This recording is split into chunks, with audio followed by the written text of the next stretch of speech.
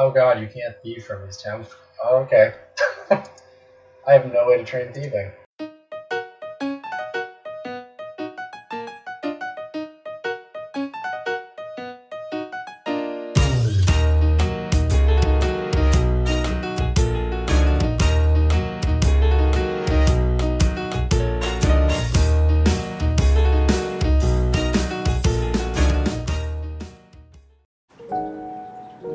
Hello, and welcome to the second episode of my YouTube series detailing my adventures as ShrekScapeOS, the swamp-only Iron Man. The rules you see above are now firmly in place, and the account is now bound to those very restrictions. Do take note of the Slayer stipulations at the very bottom. There are certain times where I will have to go to Turiel and Burthorpe to cancel some Slayer tasks, but other than that, I plan to stay as true to the rules as possible. So, without further ado, let's begin. Sit back, relax, and enjoy the second retrospective piece. Immediately after arriving in Canifis, I decided to drop all of the items I had previously obtained on the account in order to make it more authentic. With my starting 25 gold cash from Tutorial Island, I bought a knife for fletching, a hammer for smithing, a chisel for gem cutting, and various other useful resources I thought I'd need in the future. Since I was in the area, and I'll be using Moshna for the majority of the account, I decided to see what the first task he would assign would be.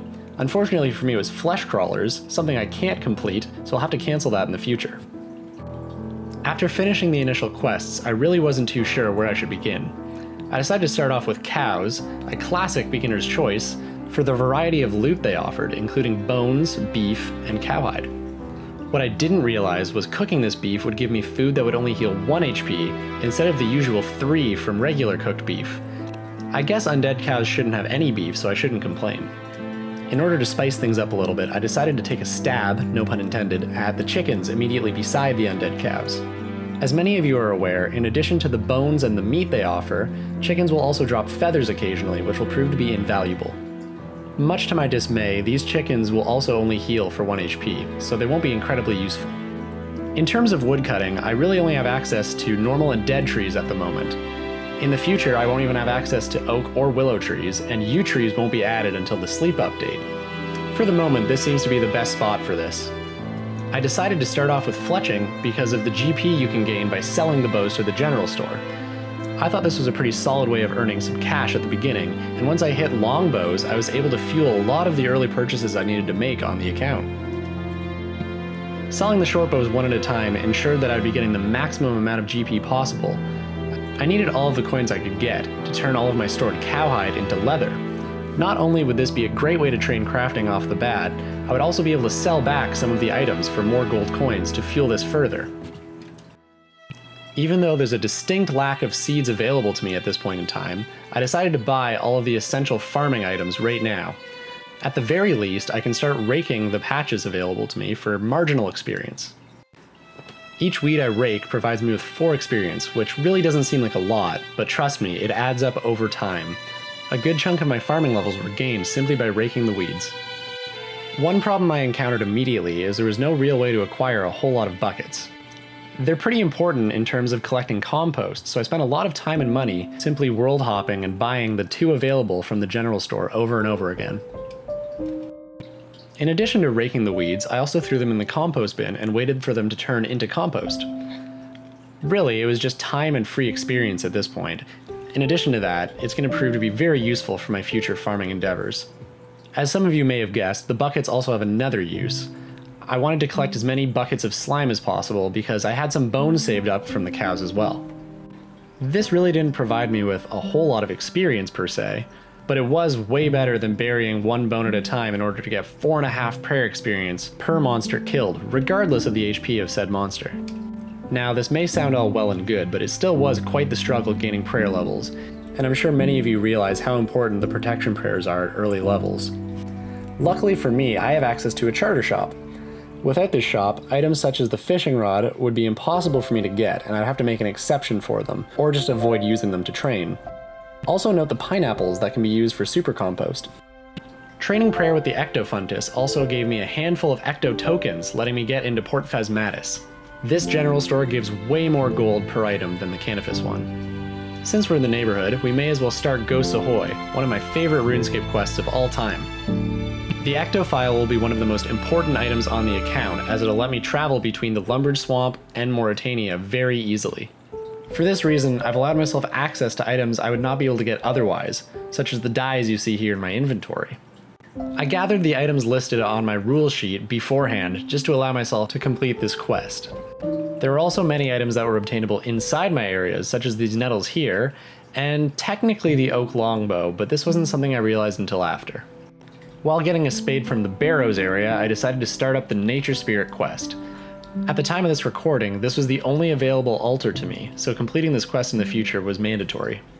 Touching back on the oak longbow, you're able to get an oak log through the Shades of Morton minigame. The downside of doing it this way is you need 15 herblore to do Shades of Morton. Without access to the Lumbridge Swamp caves and the cave bugs there within, getting that kind of herblore level would be extremely difficult given my limitations. Even so, had I the opportunity to try this account over again, this is one thing I think I would do differently. That being said, my only real regrets are getting the longbow outside of the swamp and using the Gnome Stronghold and Draenor Village agility courses instead of the agility shortcut onto Philemon's Island in the Mormire Swamp. They say that hindsight's 20/20, and looking back, this moment right here is definitely the most exciting one of this entire quest.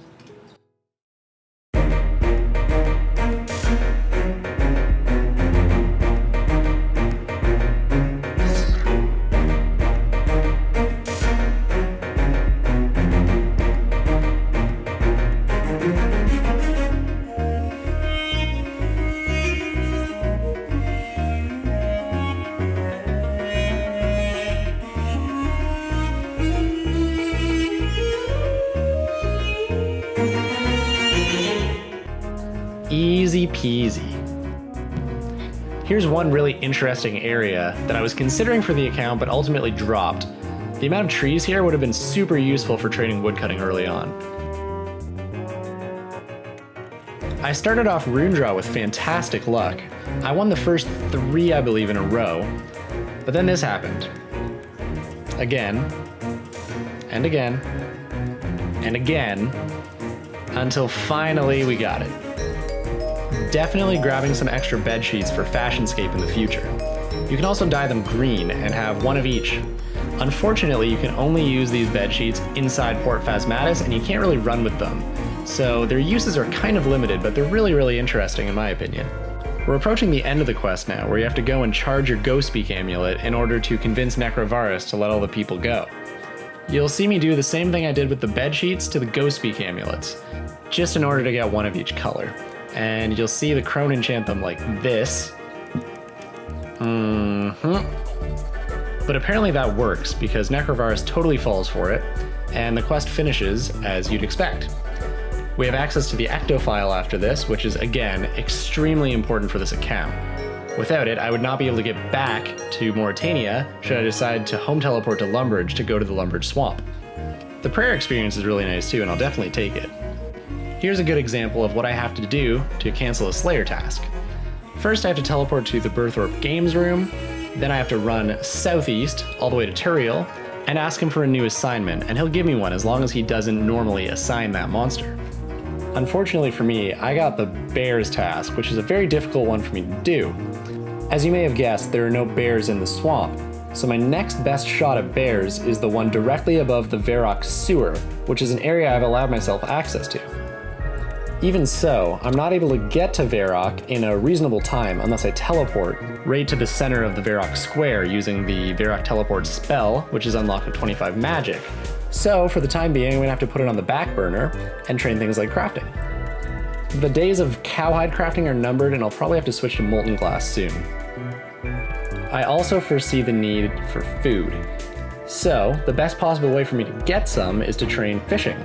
At 16, you can catch mackerel with a big net in Berderod, so that's the next thing I have to unlock. Here you can see us doing the Nature Spirit quest. We need a silver sickle for this one, which is why we were training crafting in the first place. Again, finishing this quest gives me access to an altar, which is a very valuable tool for me since I am currently a hardcore Iron Man and I can't really suicide to restore my prayer. This segment here is a glimpse into the very distant future. At 77 Herblore, I'll be able to use those Mortmire fungi to create super energy potions.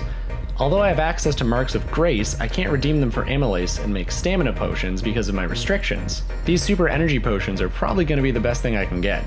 77 Herblore is no joke though, and even from my point of view right now, it's a far ways away. For the time being, the fungus is only going to be used to complete the quest. And we're starting to make some real headway in that regard. Now all we need to do is kill the 3 ghasts and we'll have access to the nature altar, which again, is going to be very important for the future of this account. The ghasts really aren't all that difficult. Once they've been exposed, you can use any weapon, you don't have to use the sickle.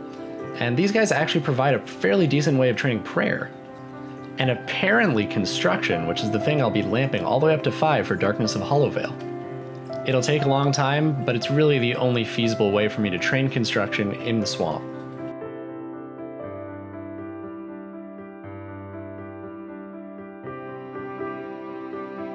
So after killing the 3rd ghast, we're ready to finish off the quest.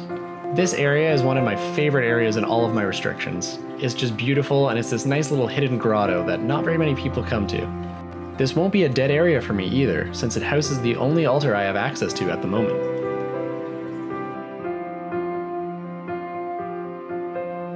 So there it is, the end of another chapter of ShrekScape. At this point in time, we've now completed Ghosts Ahoy and Nature Spirit, which will both be incredibly useful for the account, as I'm sure you've heard many times by now. There's still plenty of content to come in the near future, so don't be too concerned.